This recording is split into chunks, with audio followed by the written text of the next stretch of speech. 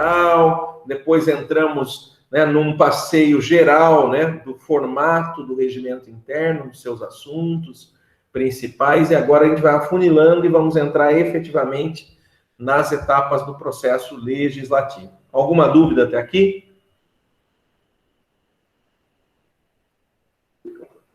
Muito bem, estão acompanhando então o raciocínio, né?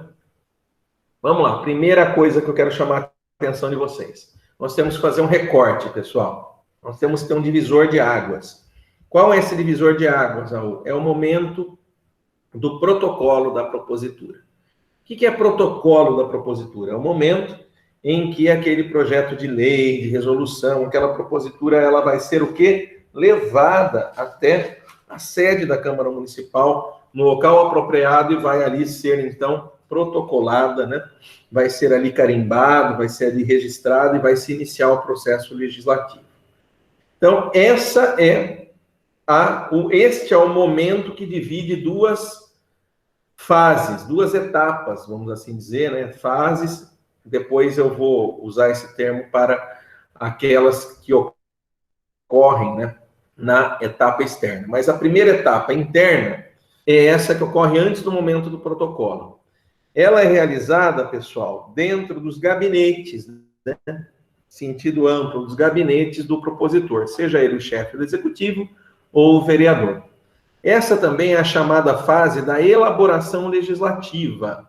Fase essa que envolve a chamada pesquisa de autoria, que nós já vamos entender, tá? Então, estou só aqui apontando o seguinte: você tem um momento, né, que é um momento que vai dividir aquilo que ocorre antes do protocolo e aquilo que ocorre depois. Antes do protocolo, a etapa interna. Então, nós temos aqui, seja você o chefe do Poder Executivo, com a sua equipe, seja você o legislador, o vereador, você tem aqui, dentro da etapa interna, a fase de elaboração legislativa. Agora, para elaborar uma proposição, nós temos um passo a passo, uma série de critérios técnicos, de regras que nós temos que observar, que eu estou aqui chamando aqui genericamente da pesquisa de autoria. Pesquisa de autoria. Guardem isso por enquanto desta forma. Do protocolo para frente, nós então temos aí o nascimento efetivamente do processo legislativo no Poder Legislativo, que é realizado, né, a partir do momento em que nós chamamos que é o exercício da autoria do protocolo, né, da propositura na Câmara Municipal. Então, elaboração legislativa na fase interna, com pesquisa de autoria, exercício da autoria na etapa externa do protocolo em diante. Ele está exercendo a sua autoria do protocolo em diante. Tudo bem? Eu só coloquei aqui uma observação, né? O município aqui no estado de São Paulo, que além do Poder Legislativo e do Poder Executivo, pode, né, ser autor, o único município no estado de São Paulo em que você tem uma outra figura é na própria capital, em que o Tribunal de Contas do município também pode exercer a autoria de uma proposição, tá bom? Então, só no caso da capital você tem o Tribunal de Contas, tá? Ok até aqui? Etapa interna, elaboração no âmbito dos gabinetes, elaboração legislativa, envolvendo a pesquisa da autoria, e a fase externa, protocolo em diante, o exercício da própria autoria em si.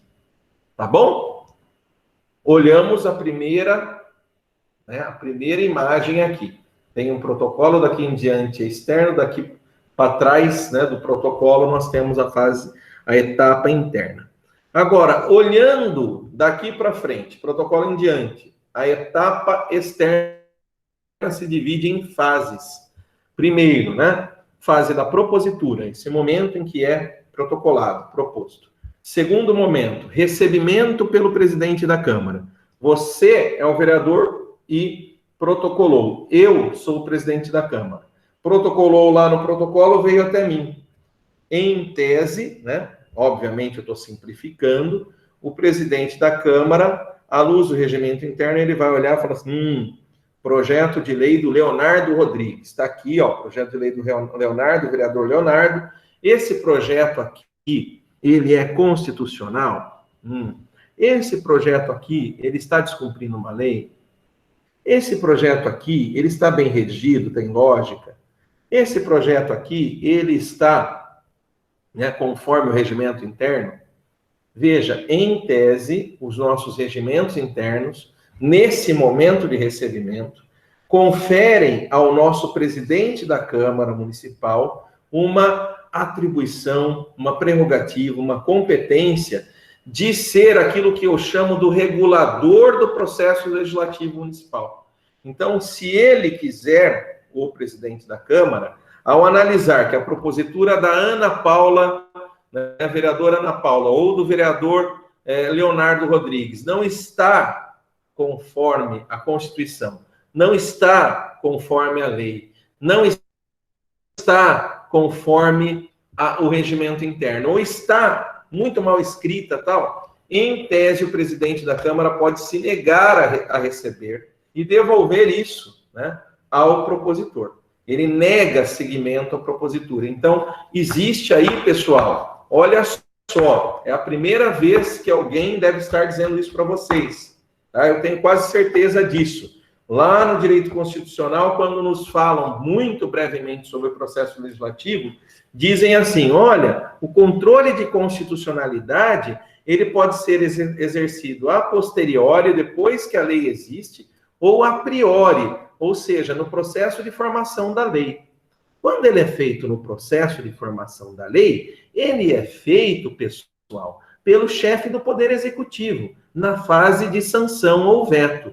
É uma meia-verdade essa. Por que uma meia-verdade? Porque mesmo internamente, no processo legislativo, mesmo internamente, no Poder Legislativo, o presidente da Câmara, o presidente da Assembleia, o presidente do Senado, o presidente da Câmara dos Deputados, ele pode exercer este primeiro controle de compatibilidade com a Constituição Federal, com as leis, com os princípios e com o regimento interno, entendeu? Então, você tem, na verdade, um controle a priori, um controle interno da própria Câmara Municipal, exercida por quem? Somente pelo presidente da Câmara.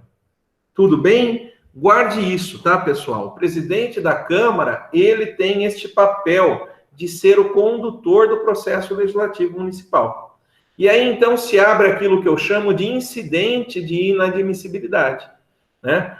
Incidente de inadmissibilidade ou restituição. Depende do regimento interno, vamos usar, às vezes, essa denominação, às vezes a outra. Mas a ideia é essa. Eu, presidente, verificando que a Fernanda Miura, vereadora, Ana Paula Alves da Silva, o Leonardo Lopes Rodrigues, os vereadores, em coautoria, escreveram, né, desculpa aqui, a brincadeira, uma porcaria de um projeto que é inconstitucional, ilegal e antirregimental. E, além disso, mal escrito, não leva nada a lugar nenhum, né? É dever do presidente da Câmara analisar essa propositura e negar seguimento a ela, tá? E aí, normalmente, quando isso acontece à luz dos regimentos internos, eu vou fazer aqui uma simplificação, o vereador, né, aí eu digo, os três que eu citei aqui, vão estar contentes com o meu ato? Obviamente não. Vão dizer assim, você é um ditador, né, você não pode fazer isso. Pode sim, né? Está previsto no regimento interno, é uma obrigação. Então, é o instituto da inadmissibilidade e da restituição ao propositor. Conserta, tal como, né?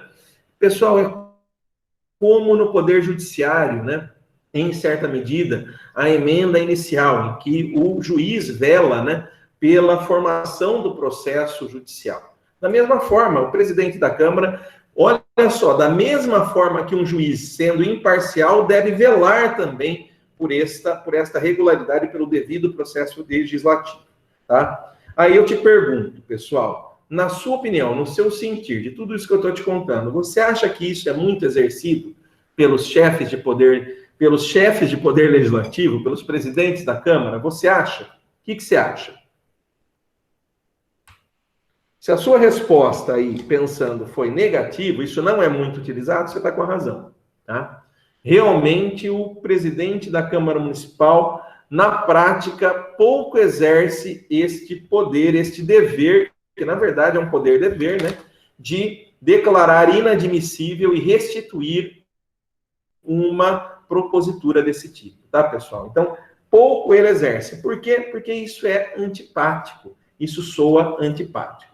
Tá bom, e aí você vai me perguntar. Ok, Raul, isso é um incidente processual, né? Se interrompe o processo legislativo com a inadmissibilidade ou a restituição. E aí? E se eu não concordar, eu, vereador propositor?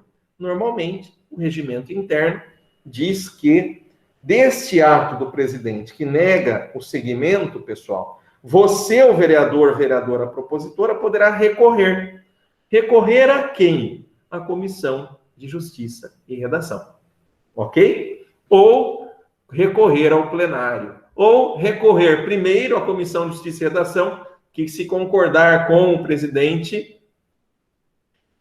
você recorre depois ao plenário, tá? Então, você tem diferentes disposições, mas essa é a ideia principal, não é uma decisão definitiva do presidente da Câmara, né? Até pelo próprio princípio aí, da própria princípio do devido processo legal, que se aplica em grande medida, que é o processo legislativo, como princípio maior, né? Você tem o direito ao recurso, né? No processo legislativo. Então, o direito ao recurso. Olha só, direito ao recurso no processo legislativo?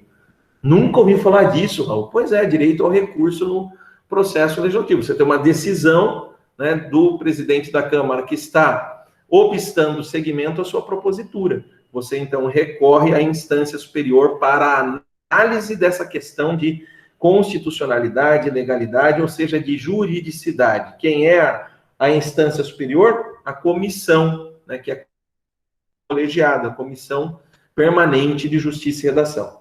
Não resolveu. A comissão falou que o presidente estava certo. É uma porcaria o seu projeto. O que você faz?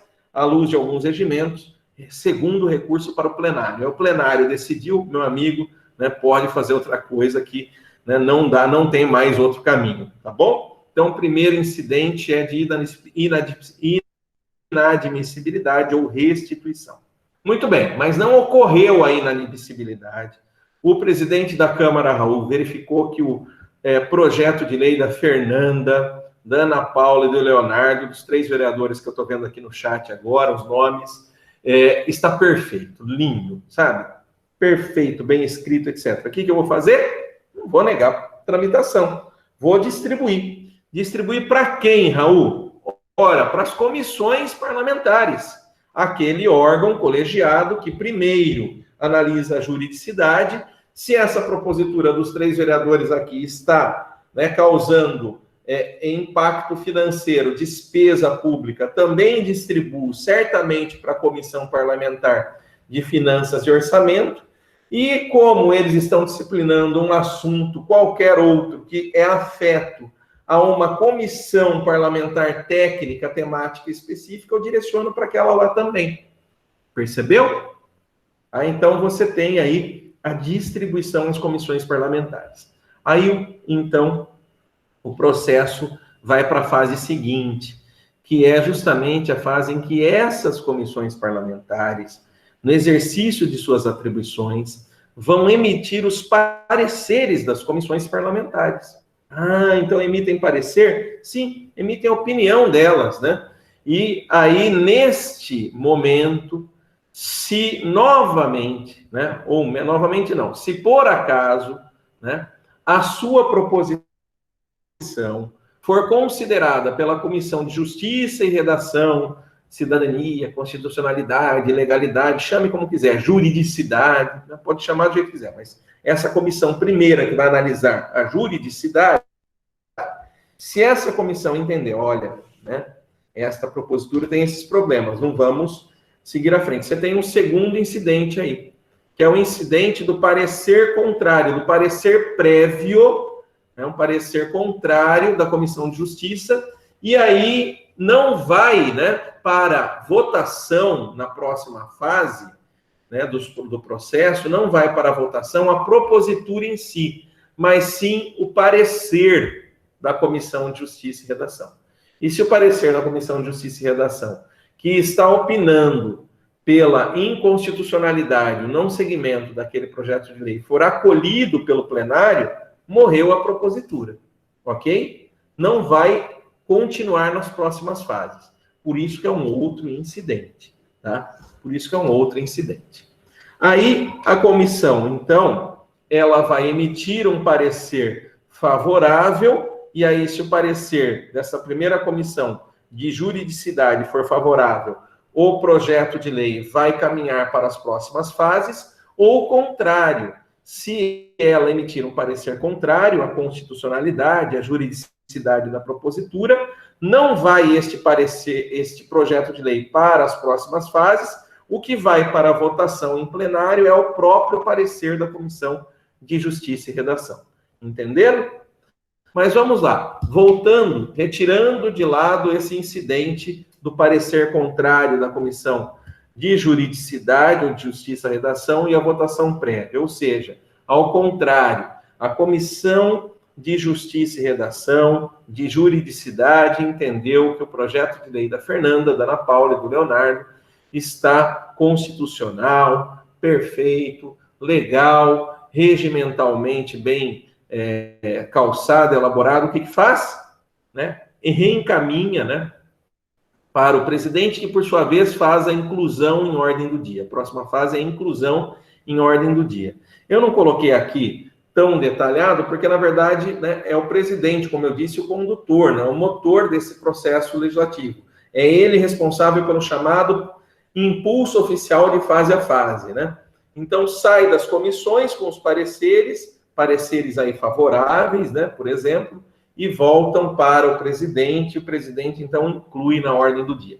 Lógico, se o parecer for contrário, também ele inclui na ordem do dia, mas ele inclui o parecer para votação prévia e não o projeto. Então, o projeto, né, foi incluído na ordem do dia pelo presidente da Câmara. Incluído na ordem do dia pelo presidente da Câmara, isso vai ser deliberado em plenário.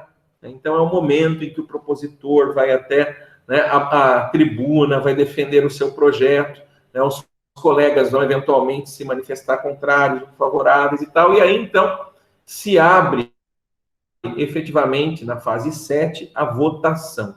A votação, que pode ser aí meio eletrônico, pode ser verbal, né? Mas a votação aí, já por definição do Supremo Tribunal Federal, sempre aberta, né? Sempre às claras, né? Não secreta. Fase 8, né? Ou oitava fase. Depois de votado, esse projeto, então, ele já tem lá, é juntado ao trâmite do projeto de lei a folha com os votos, né? Como que foi a votação, e aí, então, o setor competente da Câmara Municipal, que geralmente chama-se secretaria, elabora aquilo que nós chamamos de autógrafo. Nossa, que nome estranho, Raul. Pois é, autógrafo. E aí, então, o autógrafo, que é o texto que foi aprovado em plenário da Câmara Municipal, é levado até o gabinete do prefeito municipal. E aí, o prefeito municipal, conforme a lei orgânica e o regimento interno da Câmara, tem um prazo para, então, exercer aquilo que normalmente os professores de direito constitucional nos dizem, né, que é o único controle interno, né, de constitucionalidade feito pelo Poder Executivo, a sanção ou o veto, né, a sanção ou o veto. Então, a sanção é o reconhecimento de que o autógrafo de aquela propositura, ela está conforme a lei e a Constituição, etc., ou o veto. Veto esse que, por definição, pode ser de duas ordens, por duas razões. Veto jurídico, né, ou seja, constatou-se que a propositura invadiu a competência do prefeito, constatou-se que aquele autógrafo, aquela propositura que foi votada, ela está disciplinando um assunto que deve ser legislado pela União Federal e não pelo município. Enfim, uma infinidade de situações aí de juridicidade em que o Poder Executivo, o chefe do Poder Executivo pode vetar, né? Ele vai vetar. Ou ele pode, ao contrário, sancionar. Ou ele pode ficar em silêncio. Pode ficar em silêncio, Raul? Pode ficar em silêncio. Ele deixa decorrer em alves o prazo, devolve o autógrafo para que o Poder Legislativo, então, promulgue. E aí, se ele sancionar, a promulgação é feita e depois a publicação. Tá? Então, promulgação e publicação. Tá? E aí você pode ter, ao contrário, se houver veto, né? No veto, esse projeto, ele retorna ao Poder Legislativo, quanto então esse veto poderá ser discutido pelos vereadores, os vereadores podem, por maioria, derrubarem o veto, né, como a gente sempre diz, né, no dia a dia, derrubar o veto do Poder Executivo e, portanto, preservada a propositura. E aí, então, o presidente da Câmara promulga e determina a publicação. E aí, fazendo isso, o que vai acontecer? Caso o chefe do Poder Executivo entenda que deva ajuizar a DI, ele vai ajuizar a DI, porque ele é um dos legitimados pela Constituição Estadual a ajuizar diretamente no Tribunal de Justiça do Estado de São Paulo a ação direta de inconstitucionalidade contra esta lei que foi aprovada, tendo sido ela vetada por ele, né? Foi aprovada pelo Poder Legislativo. Tudo bem? Está claro, pessoal? Muito bem, né? Aqui, então, nesses últimos 5 minutinhos, né? Eu vou aqui abordar com vocês esta primeira parte, né? Ilustrando com alguns regimentos internos. Esta primeira parte que eu citei aqui, ó, vou voltar. Esta parte aqui, eu vou tentar, não sei se você está vendo o cursor, ó, que é aqui a segunda, né? A inadmissibilidade ou a restituição, que é aquele controle, né, de juridicidade que o presidente da Câmara vai exercer sobre a propositura, né? E aí nós temos, né, aí eu anoto como incidente de negativa de tramitação da proposição. E essa é a denominação que nós temos em alguns regimentos. Na verdade, né, a inadmissibilidade ou restituição ou negativa de tramitação da proposição pelo presidente da Câmara. Então, nesse caso, conforme eu já disse, vou aqui apenas reforçar, né, uma possibilidade de recurso do autor ao presidente, né, também essa disposição, tá, gente? Esqueci de citar. Então, ao próprio presidente, aí se ele acolhe, dá seguimento, ou à Comissão de Justiça e Redação, à Comissão de Juridicidade, ou ao plenário, tá? Ah, Raul, mas qual que é efetivamente? Passa por um, depois pelo outro, depois pelo outro? Não. Tá? Essa é uma matéria regimental que não tem simetria, pessoal. Você tem disposição dizendo que só passa pelo presidente, outros regimentos internos dizendo que vai direto para a Comissão de Justiça e Redação, e outros que dizem que vai para a Justiça e Redação e depois para o plenário, tá? Então, você pode ter uma combinação dos três, passo a passo, seguidamente, sucessivamente, ou às vezes diretamente, tá bom? E aí nós temos os exemplos dos regimentos internos. Primeiro, Câmara de São Paulo, exemplo 1. Artigo 212 do regimento. Serão restituídas ao autor as proposições. Inciso 1º. Manifestamente antirregimentais, ilegais ou inconstitucionais. Inciso 2º. Quando, em se tratando de substitutivo ou emenda, não guardem, né, se é substitutivo ou emenda, né? Nós temos aí claramente, né, uma necessidade lógica de compatibilidade. Pode ir, Maria Carolina, tudo bem, tá? Eu agradeço a sua atenção e um bom fim de semana. Saúde e paz para você, querida. Vai com Deus. Depois você assiste o finalzinho, que eu já estou terminando, tá? Mais 4 minutinhos. Continuando aqui ainda nesse exemplo, pessoal, artigo 212 do Regimento Interno da Câmara da Capital, né, de São Paulo. Quando contiver o mesmo um teor de outra, já apresentada na mesma sessão legislativa, e as que disponham no mesmo sentido de lei existente, sem alterá-la, verificado pela sessão competente, salvo recurso ao plenário. Aqui é um caso específico daquilo que nós já falamos, né? Aqui nós temos aqui, ó, quando contiver o mesmo teor de outra já apresentada na mesma sessão legislativa. O que parece isso, gente? Litispendência, né? Mesma causa de pedir, mesmas partes, né? Mesmo pedido, litispendência. Então, assim, identidade de propositura, né? Então, o vereador X apresentou uma propositura que o vereador Y já apresentou com o mesmo assunto antes. Então, você nega seguimento a essa posterior, né? Então, é isso que está aqui dito, né? Então, olha, quando contiver o mesmo teor de outra já apresentada na mesma sessão legislativa e as que disponham no mesmo sentido de lei existente. Mesma coisa, uma compatibilidade lógica, né? Você tem uma propositura nova que, na verdade, não está inovando, né? Não é nova, ela não está inovando na ordem jurídica, porque já existe uma lei com disposição sobre aquilo. Então, em algum momento aí na Câmara de São Paulo, haverá um órgão que vai fazer essa análise lógica, e aí vai opinar para que o presidente da Câmara não dê seguimento, tá? Aí, parágrafo 1º, as razões da devolução ao autor. Esse instituto, no regimento da Câmara de São Paulo, está escrito assim, da restituição. É até um eufemismo, né? Porque a inadmissibilidade parece meio pesado. Você falar da restituição, parece mais leve, né? Mais assim, menos ofensivo com o propositor. Então, as razões da